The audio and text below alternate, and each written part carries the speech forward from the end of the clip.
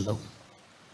Bible open university India international చరిత్రలో తొలిసారి ఏర్పాటు చేయబడిన ఈ స్నాతకోత్సవానికి ముఖ్య కారకులు Bible open university India international అనే ఒక మహావృక్షాన్ని ప్రారంభించి ఇప్పటి వరకు కొనసాగిస్తున్న అతిరథ మహారథులు క్రీస్తు సామ్రాజ్య రథసారథి మన ఆత్మీయ తండ్రి జైశాలి శ్రీ పిడి సుందరరావు గారికి నా హృదయపూర్వక నమస్సుమాంజలి తెలియజేస్తున్నాను. అలాగే మనందరికీ ముందు అన్నగా పెద్దన్నగా ఉంటూ కార్యక్రమాలను యూనివర్సిటీని ముందుకు తీసుకెళ్తున్న జాయింట్ డైరెక్టర్ ప్రసన్నబాబు గారికి నా హృదయపూర్వక వందనాలు తెలియజేస్తున్నాను. నాతోటి డెప్యూటీ డైరెక్టర్లు, అడిషనల్స్, చేరి వచ్చిన మీ అందరికీ ప్రియులరా, 36 మంది బైబిల్ పండితులుగా, ముఖ్యంగా జైశాలి గారు పెట్టిన పేరు బైబిల్ శాస్త్రవేత్తలుగా, విద్యా అభ్యసన నుంచి కార్యరూపం దాల్చి లేదా కార్యములోనికి అడుగు పెడుతున్న, ప్రపంచంలోనికి అడుగు పెడుతున్న ఆ 36 మంది పట్టభద్రులకు, బైబిల్ శాస్త్రవేత్తలకు నా శుభములు, అభినందనలు తెలియజేస్తూ ఉన్నాను.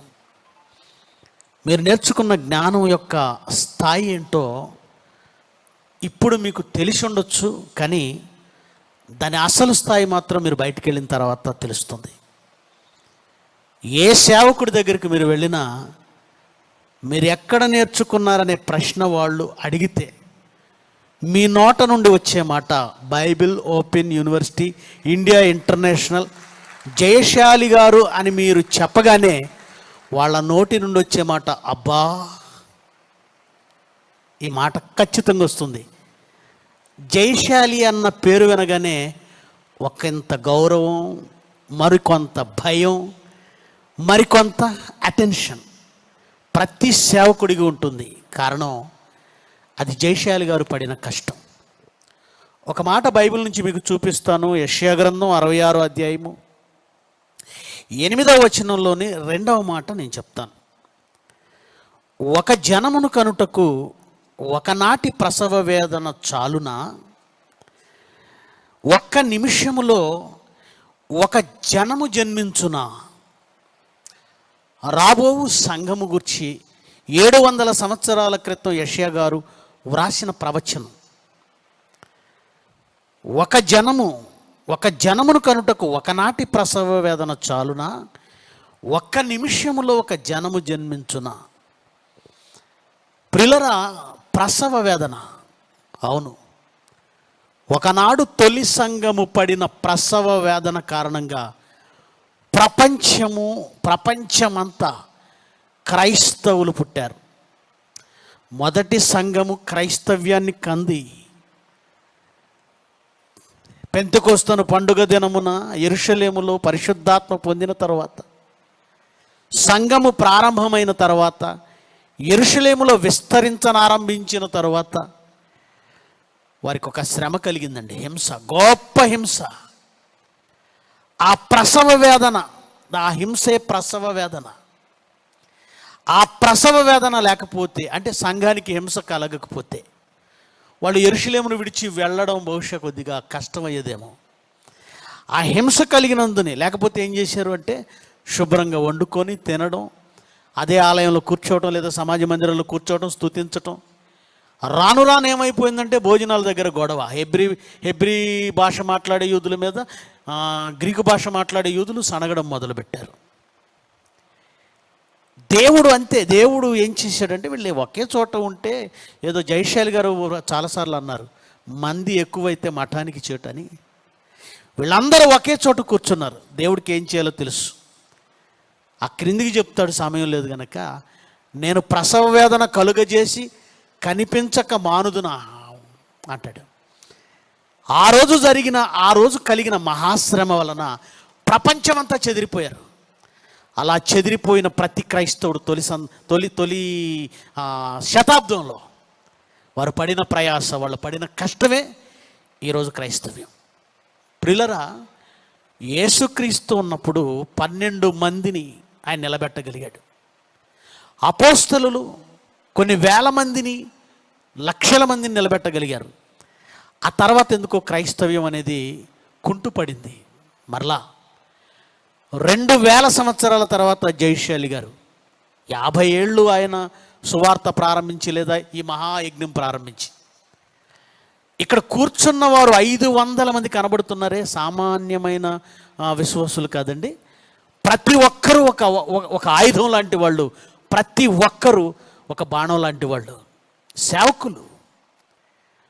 ఒక జనమును కనడానికి ఒకనాటి ప్రసవ వేదన చాలునా అన్నారు.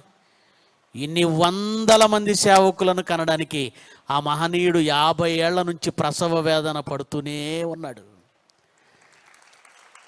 క్రీస్తు స్వరూపము మీ యందు ఏర్పడు వరకు నాకు మరలా ప్రసవ వేదన.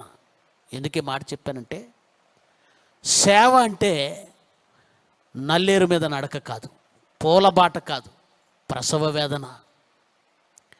ప్రసవ వేదనది. మీరు బయటికి వెళుతున్నారు, మీరు నేర్చుకునేటప్పుడు కష్టాలు ఉన్నాయి. ఎందుకంటే ప్రసవ వేదన పడితేనే బిడ్డ భూమి మీదకి వస్తుంది. మీరు చేత పట్టింది బైబిలు, మీరు ఒప్పుకున్నది సేవ. అది సంపాదన మార్గం కాదు, ఆత్మల రక్షణ భారం. మీరు మోస్తున్నది క్రీస్తు శిలువ, మీరెత్తుకున్నది ఆయన కాడి. గనుక బైబిల్ పట్టుకుంటే బ్రతకొచ్చని ప్రపంచంలో చాలామంది ఉన్నారు. మీరు అలాగ ఉండకూడదు. ఈ బైబిల్ మిమ్మల్ని బ్రతికిస్తుంది, ఈ బోధ మిమ్మల్ని బ్రతికిస్తుంది, దాని గురించి చెప్పడం లేదు. తినడానికి తిండి, కట్టుకోవడానికి బట్ట దేవుడు ఎప్పుడు ఇస్తాడు. కానీ ఈ భూమి మీద బ్రతకడానికి అన్నట్లు మీరు బైబిల్ పట్టకండి. ఆత్మలను సంపాదించాలి, కనాలి. జనమును కనండి. జనమును ఒకరిని కనడం కాదు, ఒకరిని కనడానికి ఒకరోజు ప్రసవ వేదన, జనమును కనడానికి ప్రతిదినము ప్రసవ వేదన. జయశాలి గారిని చూసినప్పుడు అండి, కొన్ని వేల మంది ఆయన వలన కనబడి క్రైస్తవునిగా, కేవలం క్రైస్తవుడిగా కాదు, ఈ ప్రపంచంలో ప్రస్తుత ఈ శతాబ్దంలో ఏ సేవకుడు బోధకుడు చెప్పని ఒక మాట జయశాలి గారి నోట. అదేమిటంటే, సేవ అంటే ఎవరో ప్రత్యేకింపబడిన వాళ్ళు, అభిషేకించబడిన వాళ్ళు, పిలువబడిన వాళ్ళు అని ప్రత్యేకించి ఎవరినో అనకుండా, బైబిల్ పట్టుకున్న ప్రతి ఒక్కడు, ప్రతి విశ్వాసి, బాప్తిజం పొందిన ప్రతి ఒక్కడు క్రీస్తు కొరకు ప్రకటించి తీరవలసిందే అని చెప్పి ఆయన జీవిత కాలంలో ఇన్ని 100,000 మందిని సేవకులుగా నిలబెట్టాడంటే ఆయన ఎన్ని కష్టాలు, ఎంత ప్రసవ వేదన. దానికి ఒక బెస్ట్ ఎగ్జాంపుల్ ఏంటో తెలుసా అండి? 1000 మంది ప్రసంగికులు ఈరోజు జయశాలి గారి మాట పట్టుకొని వీరవిహారం చేస్తున్న ప్రపంచంలో, కొన్నిసార్లు జయశాలి గారి మాటకో లేదంటే మరో దానికో బాధపడిన ఎవరు కూడా ఆయన మాట అనడానికి సాహసం చేయరండి. దానికి బెస్ట్ ఎగ్జాంపుల్ ఏంటో తెలుసా? ఏదో పొరపాటు పడి బయటికి వెళ్ళిన వాళ్ళు కూడా ఆ తర్వాత పశ్చాత్తాపడి, మేము ఆయన లేకపోతే మేము లేవని ఒప్పుకున్న వాళ్ళే చాలామంది ఉన్నారు. అలాంటి వాళ్ళు వచ్చి జయశాలి గారి పాదాలకు మొక్కిన వాళ్ళు కూడా ఉన్నారు. ఎందుకు ఈ మాట చెప్తున్నానంటే, ఆయన ఎప్పటికీ ప్రసవ వేదన పడుతూనే ఉన్నారు. 36 మంది బైబిల్ శాస్త్రవేత్తలు, గుర్తుపెట్టుకోండి, ఏదో ఉద్యోగం వచ్చింది, నెలకు ₹1,00,000 జీతం అనే పరిస్థితి కాదు ఇది. మీరు ఎన్నుకున్న మార్గం ముళ్ళబాట. బయటకు వెళతారు. మీ ప్రవర్తన, మీ మాట మాకు కాదు, మీకు కాదు, మీ తల్లిదండ్రులకు కాదు, పరలోకమందున్న దేవునికి ఘనత తెచ్చేదై ఉండాలి. మీ తండ్రి ఇంటికి ఘనత తెచ్చేదై ఉండాలి. మీ మాట, మీ ప్రవర్తన వలన ఇటు సంఘము, పరలోకమందున్న దేవుడు అవమానంతో తలదించుకునే పరిస్థితి ఎప్పుడూ తేకూడదు. గనుక ప్రసవ వేదన పడవలసిన వారు మీరు, కొన్నేళ్లుగా ప్రసవ వేదన పడిన జయశాలి గారికి మీరు ప్రియమైన పుత్రులు. పరలోకమందున్న తండ్రి పేరు, ఈ తండ్రి పేరు, ఈ సంఘము మీ ఇల్లు అయితే మీ ఇంటి పేరు మీరు నిలబెట్టండి. ఎప్పుడు మాతో ప్రియమైన బంధం కలిగి మరణించినంత వరకు మాతో కనెక్షన్, మనతో సంఘంతో సంబంధం, మాతో బంధం కలిగి ఆత్మల రక్షణ పనిలో మీరు విజయులు కావాలని మనస్ఫూర్తిగా మీ అన్నయ్యగా దీవిస్తూ, థ్యాంక్ యూ సో మచ్.